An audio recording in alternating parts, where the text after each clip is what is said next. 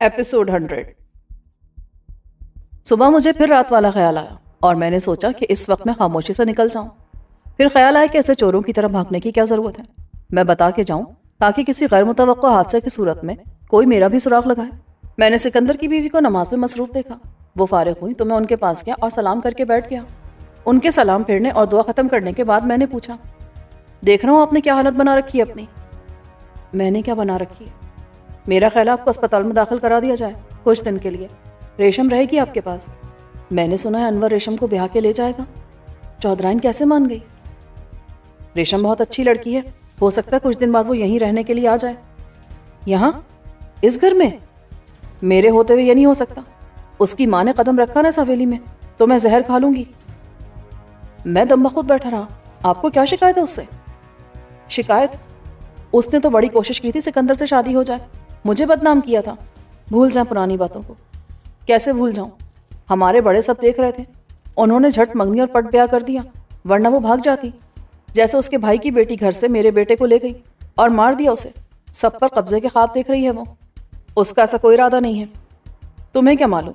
سکندر نے کہا کہ وہ فضلی کے بیٹے کو، فضلی نام ہے انور کی ماں، اسے کاروبار میں شریک کر رہا ہے۔ تو میں نے کہہ دیا کہ بڑی بے وقوفی کر رہا ہے وہ۔ اس دن پتہ چلے گا جب وہ سکندر شاہ کو نکال باہر کرے گا اور خود قابض ہو جائے گا سب پر۔ وہ ہنسنے لگا، مگر یہ ہنسنے کی نہیں، رونے کی بات ہے۔ میں نے انور کا دفاع کیا، اس کے پاس ڈگری ہے اس کام کی جو وہ باہر سے لایا ہے۔ ڈگری کیا کسی اور کے پاس نہیں، فضلی کا بیٹا ہی رہ گیا ساری دنیا میں۔ میں نے سوچا کہ جب بات چل نکلی ہے تو چلنے دی جائے۔ سکندر شاہ تو مجھے بھی شامل کر رہا ہے، اس کا جو جی چاہے کرے۔ میری پہلے بھی وہ کب سنتا تھا؟ سنتا تو آج مراد زندہ ہوتا۔ تو پھر آپ کو ریشم کی اور انور کی شادی بھی پسند نہیں ہوگی؟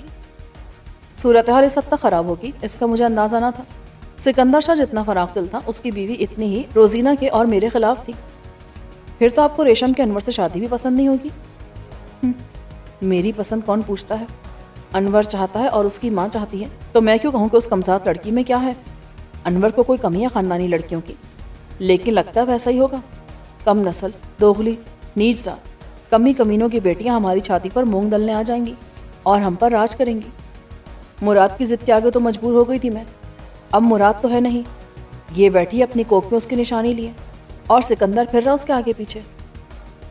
میرے سامنے سکندر ایک کھڑکی میں نمودار ہوا، اس کی طرف بیوی کی پیٹھ تھی۔ اس نے مجھے اشارے سے بلایا اور کھڑکی سے ہٹ گیا۔ اس کی بیوی نے پلٹ کر فوراً دیکھا۔ کون تھا؟ وہ مشکوک لہجے میں بولی، کوئی نہیں۔ تم اپنے بارے میں بتاؤ، کس گاؤں کے ہو؟ خاندان والے کیا کرتے ہیں؟ ماں باپ اور بہن بھائی ہیں؟ ابھی بتاتا ہوں سب، چائے لے آؤں اندر سے۔ لیکن یہ بھاگنے کا بہانہ تھا، ورنہ میں لمبی مشکل میں پڑ جاتا۔ اندر سکندر شاہ بے چینی سے میرا منتظر تھا۔ تمہاری تو چائے بھی ٹھنڈی ہو گئی، یہ چائے گرم کر کے لا اور ناشتہ بھی لے کر آ۔ اس نے کسی کو آواز دی۔ ایک ادھیڑ عمر عورت چائے کا کپ اٹھا کے خاموشی سے لوٹ گئی۔ کیا کہہ رہی تھی وہ؟ کوئی خاص بات نہیں، میں تمہارا چہرہ دیکھ رہا تھا، جھوٹ مت بولو۔ وہ سب کے خلاف ہے، ہم سب کے، جو کچھ ہو رہا اس کے۔ ابھی 2-4 دن سے شروع ہوا ہی ہے، مجھ سے بھی اس نے بہت جھگڑا کیا۔ لگتا ہے اس کا اپنے دماغ پر کوئی کنٹرول نہیں رہا۔ پہلے بھی ایسا ہی ہوگا، لیکن اس میں بولنے کی ہمت نہیں تھی، ڈرتی تھی وہ مجھ سے۔ اب ڈر نکل گیا ہے، نیا مسئلہ کھڑا ہو گیا میرے لیے۔ کیا اس نے تمہیں فضیلت کے بارے میں بتایا؟ فضیلت؟ وہ فضلی کہہ رہی تھی اسے، پر یہ کیا چکر ہے؟ چکر تھا جوانی کا، وہ پسند کرتی تھی مجھے۔ اور تم؟ اس نے نفی میں سر ہلا دیا۔ فضیلت کی وہ دشمن ہے، حالانکہ 30 سال پہلے کی بات ہے۔ پھر اب کیا ہوگا؟ انور کی ماں کیسے آئے گی یہاں ریشم کی رخصتی کے لیے؟ کسی کے یہاں رہنے کا کیا سوال؟ ان کو روزینہ سے کوئی ہمدردی نہیں۔ ہمدردی؟ میرے سامنے اس نے کیا نہیں کہا اسے؟ آوارہ، بے حیا، میرے بیٹے کو لے کر بھاگ گئی اور مار دیا۔ کچھ کھلا دیا ہوگا اسے کہ گاڑی پر کنٹرول نہیں رہا، بے غیرت خود بچ گئی۔ ان کا خیال ہے ہم سب مل کر تمہیں کنگال کر دیں گے، روزینہ کے ساتھ مل کر۔ پھر وہی خادمہ آئی اور ٹرالی کو ہمارے درمیان کھڑا کر کے واپس چلی گئی۔ یہ اس کی جاسوس ہے، سب سنتی ہے اور اس تک پہنچا دیتی ہے۔ مجھے تو ایسا لگتا ہے کہ جو تم چاہتے ہو وہ نہیں ہو سکتا۔ اگر کوئی پاگل سڑک پر جھاڑیاں کاٹے ڈال دے تو تم واپس ہو جاؤ گے، اور وہ روز ایسا کرے پھر میں وہ راستہ چھوڑ دوں گا۔ میں اس پاگل کو چھوڑ دوں گا پاگل خانے میں۔ پاگل خانے میں؟ اسے نفسیاتی علاج کا کہتے ہیں۔ صاف ستھرا کمرہ، ڈاکٹر، نرسیں، اچھا کھانا اور علاج۔ اب اس کے سوا کیا چاہ رہا ہے؟ وہ ٹھیک ہو جائیں گی؟ ڈاکٹر بھی یہی کہتے ہیں۔ اچھا اس کے دماغ کا فطور نکل جائے، ورنہ اسے وہیں گزارنی پڑے گی ساری زندگی۔ دنیا کے کام تو روکے نہیں جا سکتے نا۔ روزینہ نے مجھ سے کہا کہ تمہاری بات مان لوں۔ میں بھوچنکا رہ گیا۔ روزینہ نے؟ کب؟ کل رات کو جب میں سونے لیٹ گیا تھا، اس نے مجھے بلایا اپنے کمرے میں اور کہا کہ تمہاری بات مان لو، جیسے حکم دے رہی ہوں۔ لیکن میں پہلے ہی فیصلہ کر چکا تھا، انور کی اور تمہاری شرط مجھے منظور ہے۔ ہم نے ہاتھ ملایا۔ اس پر عمل درآمد کب سے ہوگا؟ 1 اگست سے۔ جولائی کے آخری ہفتے میں مراد کا چہلم ہے۔ میں تو چاہتا تھا کہ روزینہ کو بھی اس کا حصہ دے دوں، میری جگہ 50% کی پارٹنر بن جائے، مگر اس نے کہا اس کی ضرورت نہیں ہے۔ ٹھیک کہا اس نے۔ تم کیا ہاتھ پہ ہاتھ رکھ کر بیٹھ جاتے؟ میں نے کچھ اور سوچا تھا۔ حج کرنے چلے جائیں گے ہم دونوں، لیکن ابھی اس کی حالت ایسی نہیں، کام مجھے ہی کرنا پڑتا۔ یہ روزینہ کے بس کی بات نہیں تھی۔ وہ تو ویسے بھی اپنا پلان رکھتی ہے۔ کیسا پلان؟ میں نے بتایا، وراثت میں ملنے والی آدھی زمین بیچ کے آدھی پر اسکول قائم کرنا چاہتی ہے وہ سر ہلانے لگا۔ اسی لیے ان مرید خاص کو بے عزت کر کے رخصت کر دیا تھا اس نے۔ آنے والے دنوں میں سکندر کے قانونی مشیروں کی فرم نے تمام دستاویزات بنائی۔ اچانک مالک وہ نہیں رہا، مالک ہم 3 ہو گئے، میں، انور اور روزینہ۔ یوں مرا ہاتھی بھی 1.25 لاکھ کا ہوتا ہے۔ یہ محل نما گھر، گاڑیاں اور اس کے اپنے بینک اکاؤنٹ کی رقم بھی بہت تھی۔ قانوناً روزینہ کی حیثیت MD یا چیئرمین کی بنتی تھی۔ کنٹرولنگ شیئر اس کے تھے اور بدل نہیں سکتے تھے۔ 50% کو قانونی ماہرین نے 51% کر دیا۔ میں اور انور دونوں ہی اپنے حصے میں سے 1% کی قربانی دینے کو تیار تھے۔ قانونی ماہرین نے وجہ بتائی اور دونوں کے حصے میں سے نصف فیصد کم کر دیے۔ 24.5% کا مالک میں بنا اور اتنے ہی انور کے حصص رہے۔ میرے سوال پر وکیل نے کہا، اب فیصلہ سازی میں آپ دونوں برابر ہوں گے، کسی پر کوئی دباؤ نہیں ڈال سکتا، ورنہ 24% والا سب سے کم رہتا۔ 51% پر انتظامی امور کا اختیار روزینہ مراد کا رہے گا۔ دوسرے شیئر ہولڈر 49% ایک طرف ہوں گے، تب بھی وہ سب کے فیصلے کو مسترد کرنے کا قانونی اختیار رکھتی ہے۔ یہ دستاویزات عدالت میں جمع کرا دی گئیں۔ فیصلہ محض ایک رسمی کارروائی تھی۔ اس سے پہلے مراد کا چہلم آ گیا۔ باہر فاتحہ خوانی ہوتی رہی اور پلاؤ زردہ کھانے والے مراد کی مغفرت کی دعا کے ساتھ سکندر کے لیے صبر جمیل کی دعا بھی مانگ کر جاتے رہے۔ سکندر شاہ سب سے بے نیاز اپنے کمرے میں سوتا رہا۔ وہ مراد کے غم کو بھولا رہا، نہ فاتح خوانی میں شریک ہوا، نہ اس کی قبر پر پھول چڑھانے گیا۔ مراد کی بیوہ روزینہ دن بھر روتی رہی۔ ریشم اسے تسلی دینے کے چکر میں خود بھی روئی۔ مراد کی ماں پر اس دن پاگل پن کا دورہ پڑا ہوا تھا۔ وہ اپنی بہو کو گالیاں دے رہی تھی، بے حیا، بے شرم کہیں گی، اسے بھگا کر لے گئی۔ ماں باپ تو مر گئے، ہم زندہ ہیں زمانے کو اپنا کالا منہ دکھانے کے لیے۔ مار دیا میرے بچے کو، اس سے اچھا مل گیا ہوگا کوئی۔ اگرچہ وہ کمرے میں بند رہتی تھی، مگر اس کی آواز سنائی دیتی تھی۔ اسے کھانا پانی دینے والے نوکر چاکر تک دکھی تھے۔ اگلا دن طلوع ہوا تو ایسا ہی تھا جیسے طوفانی رات کی پرسکون صبح۔ تم یہاں بیٹھے کیا کر رہے ہو؟ انور کہاں ہے؟ سکندر نمودار ہوا۔ انور آ جائے گا۔ کیا کام ہے؟ کام مجھے نہیں تمہیں کرنا ہے، سب بتا دیا، سمجھا دیا تھا۔ اس نے مختلف پروجیکٹس کے نام لیے جو رک گئے تھے اور بتایا کہ ہمیں کس سے فوراً ملنا چاہیے۔ میں بلاتا ہوں انور کو۔ اندر سکندر کی بیوی چلانے لگی، فضلی آ گئی بے غیرت اس گھر میں۔ اس کی حالت یار بہت زیادہ خراب ہو رہی ہے، آگے بہت مشکلات پیدا ہوں گی شاہ جی۔ فکر نہ کرو، اس کا علاج بھی آج ہی شروع ہو جائے گا۔ میری بات ہو گئی ہے ڈاکٹر مبین سے۔ آپ اسے مبین کے نفسیاتی کلینک میں داخل کرائیں گے؟ ہاں۔ کیا خرابی ہے اس میں؟ اس کی شہرت بہت خراب ہے، وہ جعلی ماہر نفسیات ہے، زیادہ کیس منشیات کی عادت چھڑانے کے لیتا ہے۔ اس نے جاتے جاتے کہا، تم فکر مت کرو، میں نے سب معلوم کر لیا ہے۔ مراد کی ماں کا معمولی ہسٹریا ہے، وہ ٹھیک ہو جائے گی۔ گھر میں شور سے بچنے کے لیے میں باہر نکلا اور دائیں طرف بنے ہوئے آفس بلاک میں چلا گیا۔ یہ کمروں کی طویل قطار تھی جن کے سامنے ایک برآمدہ تھا۔ پہلا کمرہ سکندر کا تھا جو 2 کمروں پر مشتمل تھا۔ پہلا سیکرٹری کا، جس میں ایک سیکرٹری بیٹھتی تھی۔ وہ ایک ذمہ دار سنجیدہ عورت تھی جو 10 سال سے اہم ذمہ داریاں نبھا رہی تھی۔ اس کے کمرے میں مہمانوں کے انتظار کے لیے صوفے لگے تھے۔ سکندر کے کمرے میں جانے والا دروازہ اس کے پیچھے تھا۔ برآمدے میں اگلے 2 کمرے مجھے اور انور کو دے دیے گئے تھے۔ اس وقت وہاں کوئی نہیں تھا۔ جب میں آفس چیئر پر بیٹھا تو نہ جانے کہاں سے 4 افراد نمودار ہوئے۔ وہ عملے کے لوگ تھے جو آخری کمرے میں بیٹھتے تھے۔ انہوں نے بڑے ادب سے ہاتھ ملا کر اپنا تعارف کرایا۔ میں انہوں نے بیٹھنے کے لیے کہا۔ میرے پوچھنے پر انہوں نے بتایا کہ وہ کیا فرائض سر انجام دیتے تھے۔ انہوں نے مجھے ایک ڈائریکٹر تسلیم کر لیا تھا جس کے سپرد مالی اور انتظامی معاملات تھے۔ وہ پرانے لوگ تھے اور شاید اندازہ کرنا چاہتے تھے کہ نیا باس کیسا ہے اور وہ ہمیں چلائے گا یا ہم اسے۔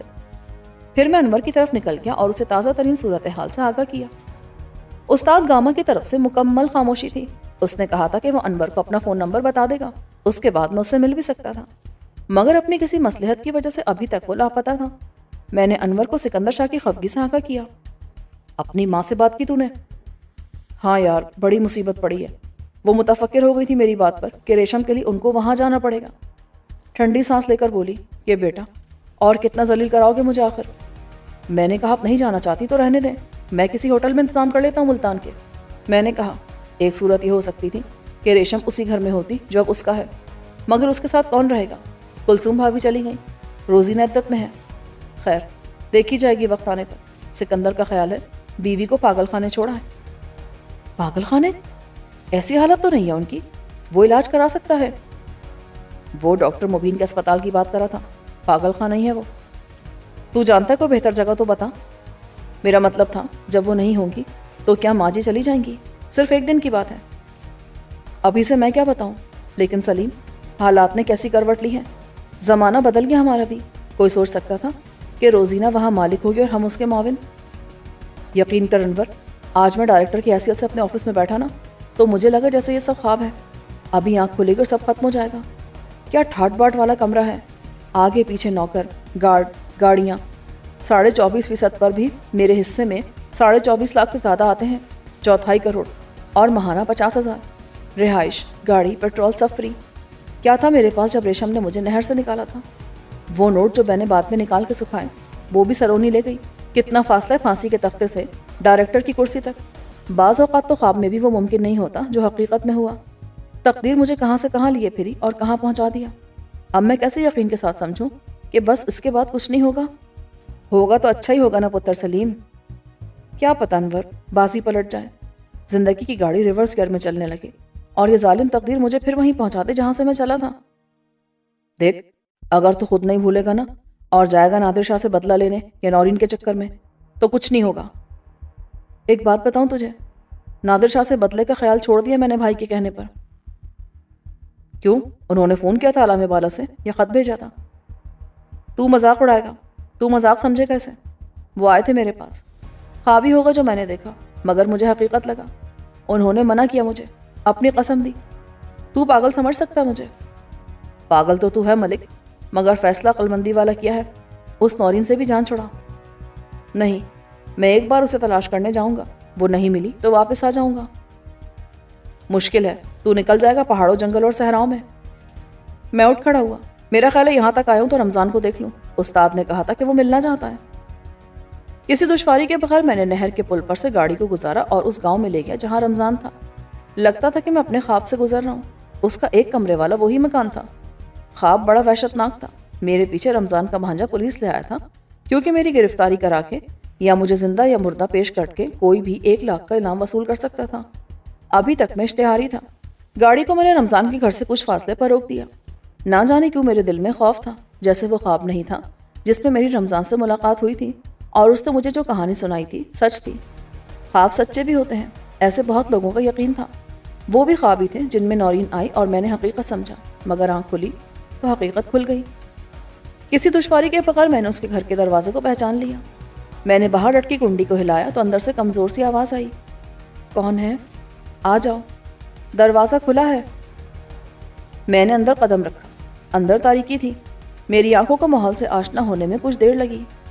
رمضان کے کمرے کا منظر تمام تفصیلات کے ساتھ وہی تھا جو میں نے خواب میں دیکھا تھا۔ یہ ناقابل یقین بات تھی۔ اندر چارپائی پر رمضان لیٹا تھا، بالکل اسی طرح جیسے میں نے خواب میں دیکھا تھا۔ نیچے کھانے کے وہی برتن تھے جو میں نے خواب میں دیکھے تھے، یہاں تک کہ رمضان کے کمرے کی ہوا میں جو بیمار تھکن تھی اسے بھی میں نے محسوس کر لیا تھا، اور اس کے ساتھ ہی میری چھٹی حص نے چلانا شروع کر دیا کہ بھاگ فرید، بھاگ جا، ورنہ آگے بھی وہی ہوگا جو تو نے خواب میں دیکھا تھا۔ ابھی رمضان کا بھتیجا تیری گرفتاری کے لیے تھانے دار کے ساتھ نمودار ہوگا اور 1 لاکھ کے نام کا مطالبہ کرے گا۔ وہ مجھے گن پوائنٹ پر گاڑی میں ڈال کے لے جائیں گے۔ اس خیال نے جیسے مجھے دھکا دیا اور میں پلٹ کے بھاگا۔ یہ کیسا پاگل پن کا مظاہرہ تھا؟ بھلا کوئی یوں ہونی کا انہونی کر سکتا ہے؟ یہ تو اسی شخص کی بے وقوفی کی کہانی ہے جو موت سے بھاگ کر کسی پہاڑی کی چوٹی پر جا بیٹھا تھا۔ وہاں فرشتہ اجل پہلے سے موجود تھا۔ اس نے کہا اچھا ہوا تم خود ہی آ گئے، میں تو حیران تھا تمہاری جان اس پہاڑ کی چوٹی پر کیسے قبض کروں جبکہ تم سینکڑوں میل دور ایک شہر میں موجود ہو۔ آہستہ آہستہ چھپ کر میں نے واپس رمضان کے گھر کی طرف جانا شروع کیا۔ میں اس طرح درختوں کی اوٹ میں آگے بڑھ رہا تھا کہ وہاں سے کسی کی مجھ پر نظر نہیں پڑ سکتی تھی۔ جس راستے سے رمضان کا بھانجا پولیس کو لا سکتا تھا اب وہ میرے سامنے تھا۔ خود میں پل عبور کر کے اسی راستے سے آیا تھا۔ میں ایک درخت پر چڑھا اور اس کی شاخوں میں چھپ کر یاد کرنے لگا کہ خواب میں میری گرفتاری کیسے ہوئی تھی۔ ہاں، پہلے رمضان نے مجھے ساری بات بتائی تھی کہ نورین مر گئی ہے اور وہ فاطمہ ہی تھی، وہ کسی اور کی بیٹی تھی جسے وہ پال رہا تھا۔ اس کہانی کو سنانے میں اسے کچھ وقت لگ گیا تھا، شاید آدھے گھنٹے سے بھی زیادہ۔ میں نے گھڑی دیکھی، خواب اگر سچ تھا تو پولیس کو آ جانا چاہیے۔ میں بیٹھا رہا اور گھڑی کی سوئیوں کو آگے بڑھتا دیکھتا رہا۔ رفتہ رفتہ مجھے اپنے پاگل پن کا یقین آنے لگا۔ 1 گھنٹہ گزرا، پھر 2 گھنٹے بیت گئے، خواب کا سچ میرے سامنے نہیں آیا۔ رمضان کا بھانجا 1 لاکھ کے نام کی لالچ میں پولیس کی نفری لے کر نہیں آیا۔ اب مجھے اپنی حرکت پر شرم آنے لگی۔ 2 گھنٹے بعد میں درخت سے اترا اور مخالف سمت سے رمضان کے گھر گیا۔ دروازہ کھلا تھا لیکن وہ اندر نہیں تھا۔ رمضان نہ جانے کہاں چلا گیا تھا۔ اب شام ہو رہی تھی، کھیتوں سے مرد عورتیں گھروں کو لوٹ رہے تھے۔ میں نے ایک نوجوان کو روکا اور اس سے رمضان کے بارے میں پوچھا۔ اس نے مجھے اوپر سے نیچے تک گھورا۔ وہ جیل میں تھا، دونوں ماموں بھانجا۔ ماموں شاید چھوٹ گیا تھا اور واپس آ گیا ہے، بھانجا بھی اندر ہی ہے۔ پر تم کیوں پوچھ رہے ہو؟ وہ مجھے رمضان سے ملنا تھا۔ وہ جواب دیے بغیر گھورتا ہوا چلا گیا۔ عجیب ہوناک آدمی تھا، شاید وہ بھی مجھے ایسا ہی سمجھ رہا ہوگا۔ میں مایوس ہو کے واپس گاڑی کی طرف جانے کا سوچ ہی رہا تھا کہ ایک بچے نے مجھے اس کے بارے میں مفید معلومات فراہم کر دی۔ وہ ادھر قبر میں لیٹا ہوا ہے۔ میں نے بے یقینی سے اسے دیکھا۔ قبر میں؟ کیوں لیٹا ہوا ہے؟ پتہ نہیں، وہ بے نیازی سے بولا۔ وہ 8-10 سال کا شریر سا بچہ تھا۔ تم مجھے لے جا سکتے ہو وہاں؟ ہاں۔ وہ میرے آگے آگے چل پڑا۔ مجھے زیادہ نہیں چلنا پڑا۔ گاؤں کے چھوٹے سے قبرستان میں کیکر اگے ہوئے تھے، قبریں دور دور اور کچی تھیں۔ بچہ 2-3 قبروں کے پاس سے گزرا اور پھر ایک جگہ رک گیا۔ وہاں بظاہر دھسی ہوئی قبر تھی، تازہ کھدی ہوئی قبر نہیں تھی کہ کوئی اس میں سیدھا لیٹ جائے۔ بچے نے اندر دیکھا اور سر ہلا دیا۔ کیا ہوا؟ میں نے کہا اور خالی قبر میں دیکھا، وہاں مٹی بھر گئی تھی۔ اس میں تو کوئی نہیں ہے۔